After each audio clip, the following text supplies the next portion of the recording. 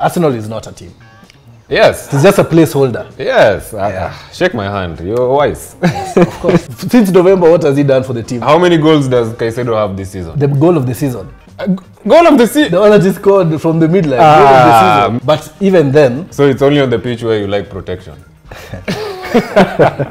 Cole Palmer has had the best season that he has ever had, and no Manchester United player has ever played anything close to Cole Palmer. In terms of trophies, so are we counting Community Shield as well? Nah, that's not a trophy, Bana. You need to compare to Arsenal. Score the goal of the season. We're talking about goals that have been disallowed. No, but you can see that the goal was wrongfully disallowed. All right. Welcome to the True or False Challenge season review. I think I'll go first, being the host. Kindly. So the first statement, are you ready? I'm ready, I'm always ready. True or false? Diogo Dalot has had a better season than Malo Gusto. I mean, I'll let you go first and see what you think, being a Chelsea fan. I wanted to hear your verdict first, but of course I'll go false. False? False. False. I'll go with truth. I mean, Dalot has been the best right back this season in the Premier League. Maybe Kyle Walker is the one that comes close to his performance this season, but he's had an exceptional season. Previously, we've had doubts about him defending, but going forward, he's always been good, even during his loan spell with AC Milan. But this season, defensively, has been immense. He's come with sliding tackles. I know Arsenal fans will remember the sliding tackle he made on Gabriel Jesus on the first leg at Emirates, which was absolutely horrendous and became a meme. But this season, he's been solid, and I think he deserves a Man United Player of the Season.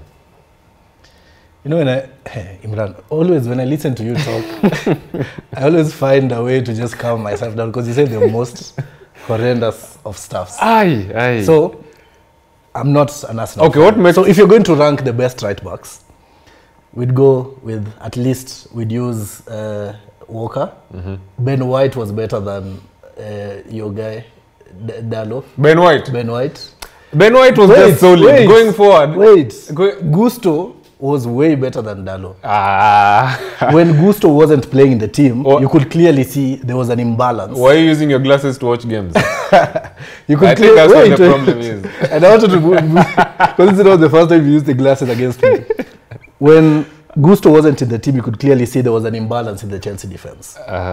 And he did, I think the only mistake he ever did was the red card that he got. I don't remember the team.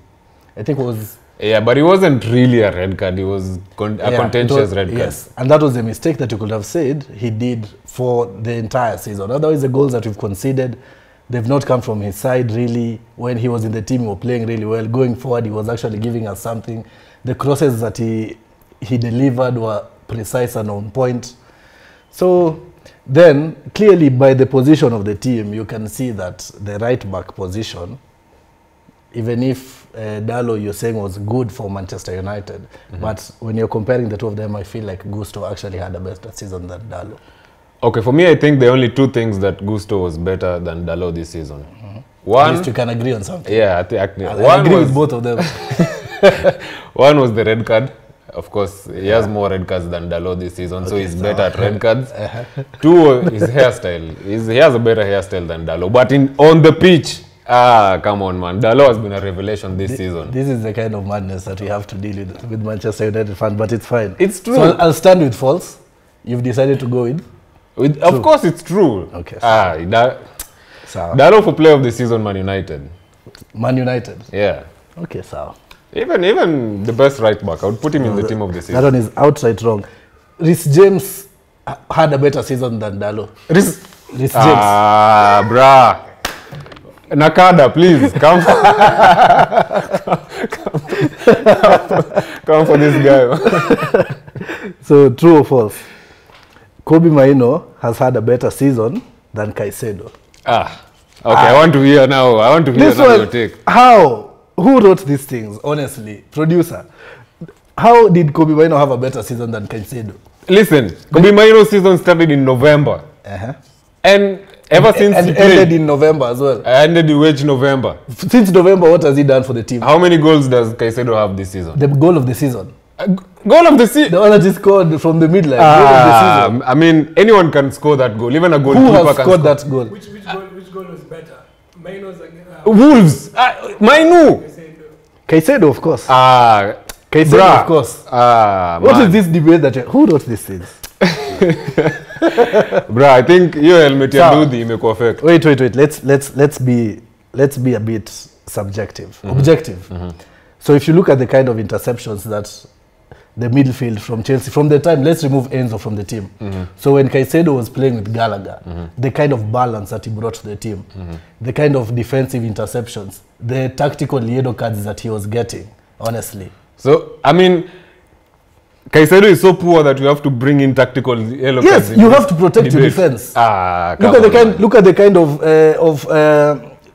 attacking plays that were going towards your Who has more goals? I know scoring is not primarily for central defensive midfielders, this is what you're doing. I will count that one. Wait, I will ask you who has more goals. There is a question I'm sure inside here. We'll look at it. So you coincided with the producer and you already know what's in there. But objectively, Mainoo had a better season. His season started in November, a bit late because he had an ankle injury. But I mean, this guy, his performances have earned him a call-up to the England squad, has earned him a debut in the England squad. In his second game for England, I know this is not Man United, you're talking about England. In his second game for England, he got a man of the match performance against Belgium. He scored against Liverpool. He scored against Wolves. And that was a last minute. Caicedo scored against Tottenham. It was removed for no reason. Scored the goal of the season. We're talking about goals that have been disallowed. No, but you can see that the goal was wrongfully disallowed. Come on, for a central defensive midfielder, we're not technically supposed to be talking about the goals. Yeah, but you talk about the impact that he brings to the defense. It's because how they play. When your defenders are looking at the player in front of them, so if it's Mainoo or Caicedo, who's bringing more protection to the defensive side of the game? Yeah. Not who has scored more goals, but even then. So it's only on the pitch where you like protection.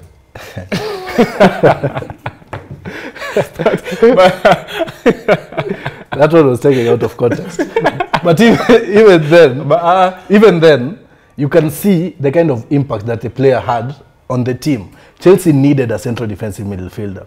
You had bought Casemiro to do the job that you've given Mainoo now. Okay, let me ask you. At one point, true or false? At one point, Chelsea fans were calling for Caicedo to be benched. Yes. But we realized... We've never called for Mainoo to be benched. Wait. But we realized that the problem was not actually Caicedo. The problem was coming from the balance between Caicedo and Enzo. Because every time Caicedo plays with either Gallagher or whoever else was paired in the midfield, we had a better balance in the game. Okay, one cost 0, the other cost 1, or no? So if a team has money, now are you going to complain because a team has a bigger bank? Eh, Mjaluo. But I mean, but you understand that even you can't complain that a team is complaining. Even a blind man can see Mainoo had a better season. Well, let's leave it on the audience. Now, where are those blind people? Here we can see. You. No, this is very corrected. Mainoo. Nothing. Even the name can tell. Minor. He's a minor player. Say again, Mainoo. Acha kuwatch ball kwa hizi. Radio Jambo. Hizi halls na kunga zimeandikwa na blackboard. Sijui Chelsea versus West Ham. The truth is there. Everybody can see. True or false? Pochettino is a better manager than Ten Hag. That is true. Producer umeniseti man. Now there's no. Should I pick the next one? Yeah, okay. Let's give it some context. Yeah, I think Poch is a better manager than Ten Hag, based on the fact that I feel like Ten Hag lost the plot this season. One, we don't have a philosophy. We don't have a distinct way of how we play. You don't know what to expect heading into Manchester United games. Even there are some games which we lost, like Brighton, Crystal Palace, Brentford. They were heavy losses, and I was just like, man. And the worst thing about Ten Hag is his excuses after games. He says, we played the best football this season, and we were beaten 4-0. How? The Crystal Palace one, actually, I felt for you, because I remember I called you. I'm like, Imran, I don't even know what's going on. I saw the first goal. Where was Casemiro going? He just left.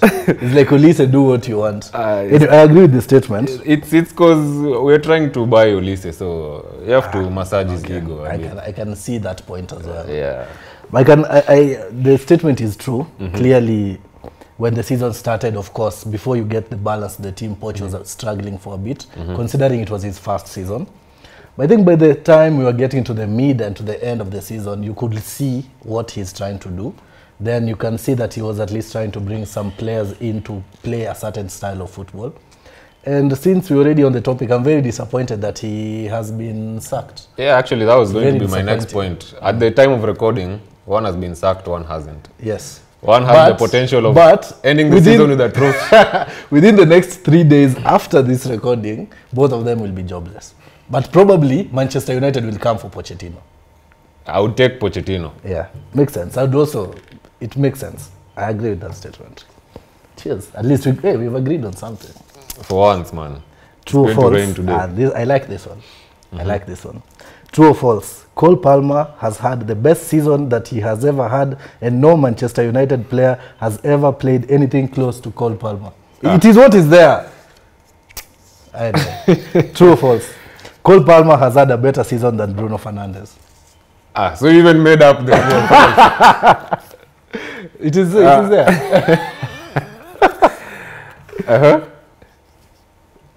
Honestly, I'll let you tell the audience. What do you think? Hey, producer. Utese hata wengine bana. Hey. There's nothing to say. Clearly. Yeah, I mean, clearly. That's outright. I think Cole Palmer has had his best season ever.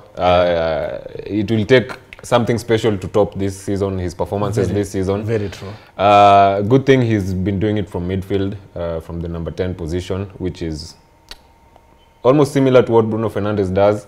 But for Cole Palmer, he has that hunger for goals. He has that eye for goal. And it's evident from the goals he scores. Like the goal he scored against Luton, where he dragged the ball to the right and scored. The goal he scored against Everton after receiving that flick from Jackson. I mean, he scored amazing goals. So I would say, yeah, he's had a better season than Bruno. I should be doing these reviews more often. I feel like you're just giving Chelsea like, hey, is this Imran real? Because when you talk on the ball, Imran is like, kuna kitu pale. No, actually, for me, people say I have beef with Bruno because I say Odegaard is better than Bruno. But, I mean, the problem with Bruno, I think, is the most creative player in Europe. But his problem is his football IQ. He goes for a very hard pass when there's a simpler option. Yeah, when there's a simpler option. So before I actually talk about Palmer versus Bruno, I usually have, my problem with Bruno is I don't feel like Bruno is the best leader for a team like Man United. I feel like if he was in a team like Sporting where he's outright just the best player, so we're just going off him being the best. But as a leader, I feel like that there's a gap in leadership in him, because you can't be a leader and you're the first one always going to complain to the ref. Your temperament is not the best because it diffuses down to the team. So for me, Bruno, he's actually a good player, but in terms of leadership, I don't think he's the best leader.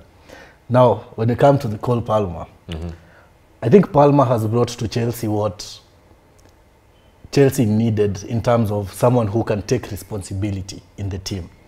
So you can see he's hungry for the ball. He wants the ball. He wants to control the ball. Off the ball, he's fighting to get the ball back. He is a leader in terms of the way he plays. He's a leader like Kante, not through voice, through actions. Yeah, like the penalty incident. I don't remember which game it was, but Madueke and Jackson were fighting for the penalty and he took it. But he was right. I mean, it was a game versus Everton. Yeah, but you see, this Jackson and Madueke are fighting for the ball when you're 4-0 up, but against City, no one wanted to take that penalty. But you can see the man himself, Palmer, stood up. Yeah, another thing about Palmer to sort of echo your sentiments. Palmer actually, when it was summer last season, he was linked with West Ham to go on loan. But he was like, no, for me, I don't want a loan move. I want to go where I can play regular football. Player. So it shows the mentality he has, and that's a big player's mentality. So young player of the season as well. Phil Foden. Phil Foden.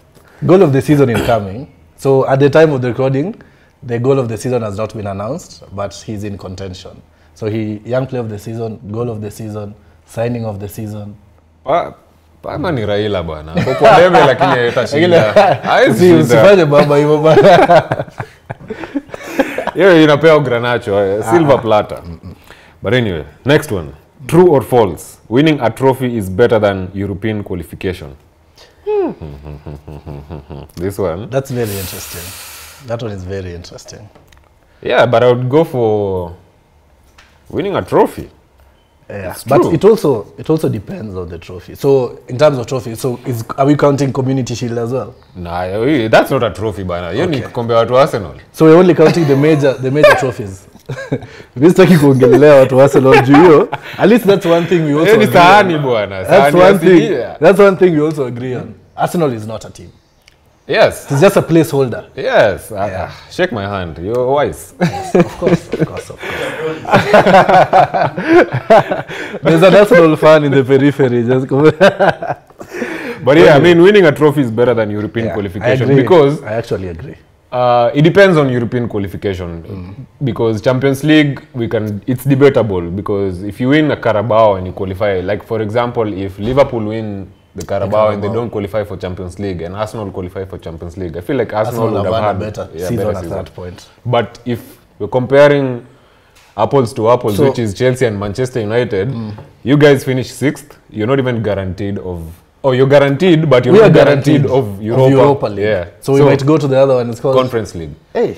God forbid. And you'll start from the qualification. So mtacheza huko sijui. But you know, if we go to that, you know, there's a reason. There's a reason I actually wore this specific jersey. I'd have worn the blue one, but I wanted to wear this because if you can see whatever is here, what is this? These are just for winners. Anyway, it's fine.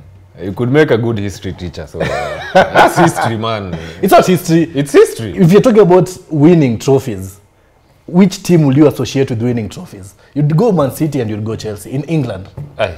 Which team has the most trophies in England? Liverpool and Man United. Which from when? I mean, it's most trophies. So it doesn't matter from.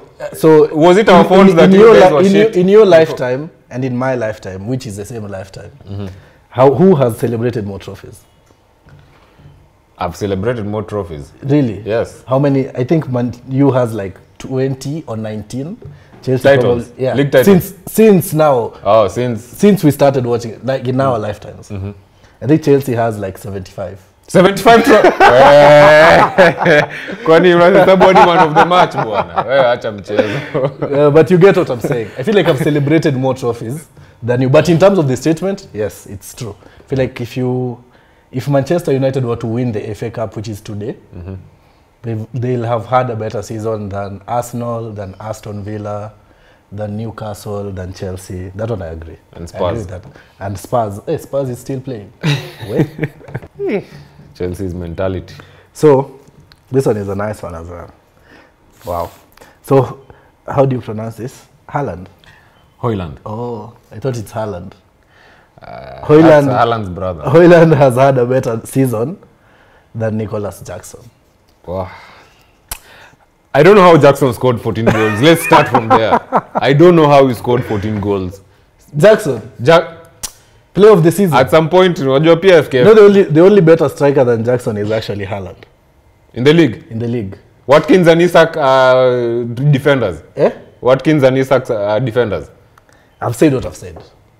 I'm not going back on what I've said. This guy is so delusional, man. No, okay, honestly. Of course, Isak has had a better season. Watkins has also had a better season. The issue with Jackson that I have as a Chelsea player, in terms of his finishing, I feel like the issue was his confidence. But he's been working on it and you can see progressively. Where? Ukamba imeingia mazee mjaluo, honestly. Progressively you can see his confidence has been improving. His season has improved. He's actually delivered a few crucial goals. Like the one, was it Sheffield United? The header after Reece James. Reece James just came back from injury, put in a very beautiful cross. Very nice header. That's why I'm telling you Reece James has had a better season than Dalot. We'll go back to that one as well. So you can already see the kind of impact that our players are having on the team. And it's beautiful. So he's missed a lot, and you can actually make a very nice compilation of his misses. But he's also had a good season. Yeah, his compilation would make a movie. His goals would make a GIF. But there are more than... So if he's at a GIF, what is Hojlund's? Hojlund. Just a picture. Hojlund There's no movement even. But Hojlund has had a better season. In terms of? In terms of Hojlund, took a longer time to adjust to the Premier League. And he got an injury. He came back, he started banging goals. Then something happened along when the season was ending. What happened? I don't know what happened. He just couldn't But stop. anyway, you see, Jackson's goals should actually... I think Jackson scores when it doesn't matter. That's the problem with Jackson. That's not true. That's true. That's not true. He doesn't score I gave you the goals. example of Sheffield United when he actually needed... How many are those? If we had drawn that game... Jackson probably scores a Manchester hat-trick United- against 9-man Spurs. So now, because there are 9 men, we should not score. No, I mean... If you win the games that you play, you win the trophies that you compete for. You can't be complaining that someone has scored in a game that has 9 people when the other team was indisciplined. That doesn't make sense. Okay, there was an outrageous take in this. So how many goals has in one game? How many... Does any Manchester United player have a hat-trick? Champions League, my friend. No. Champions League. In the Premier League.